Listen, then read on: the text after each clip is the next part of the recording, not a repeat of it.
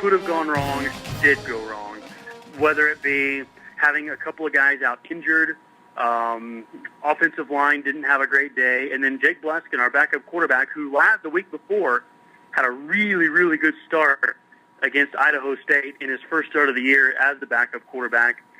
It was just the opposite. Every throw he made was just a little off.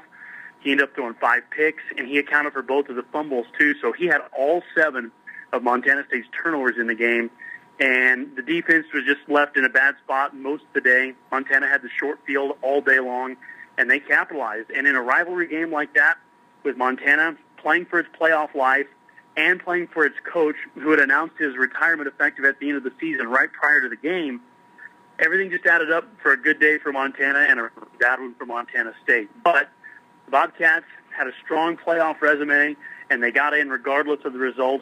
And, you know, the cliche goes, everybody's 0-0 right now, and that is absolutely how Montana State is approaching it.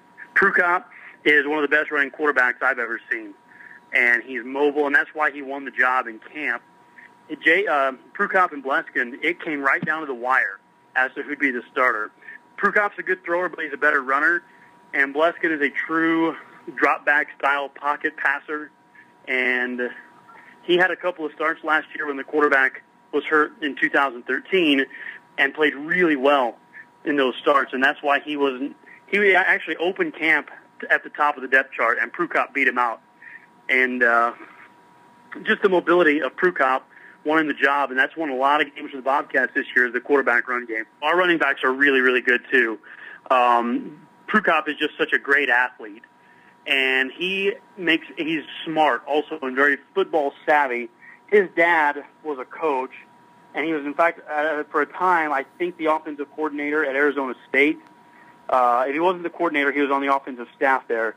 And so Dakota comes from a really good football background, has a good pedigree in the game, and he is just a student of the game, and he makes the reads on the offense so well.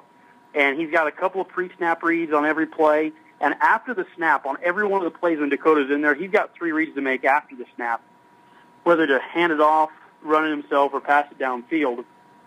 And he has really done a good job in this offense. In fact, Coach Roach has said he is the perfect quarterback for this offense. They didn't know that going in, but it's turned out to be that way.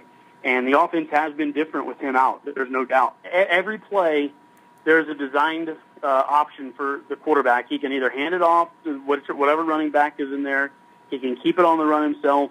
And there's also a pass option on every play also, depending on what the linebackers and secondary does in coverage immediately at the snap. So it's really an offense where when the ball snaps, not even the coaches really know where it's going. The defense has been a lot better in the last 6 games.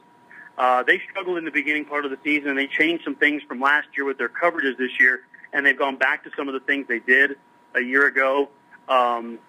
But I think also the nature of the football in the Big Sky. I mean, you look at the number of big-time offenses in this conference, and everybody in the league is giving up 400 yards a game. Everybody in the league is scoring 30 or 40 a game. And so that's just the nature of the game in the Big Sky.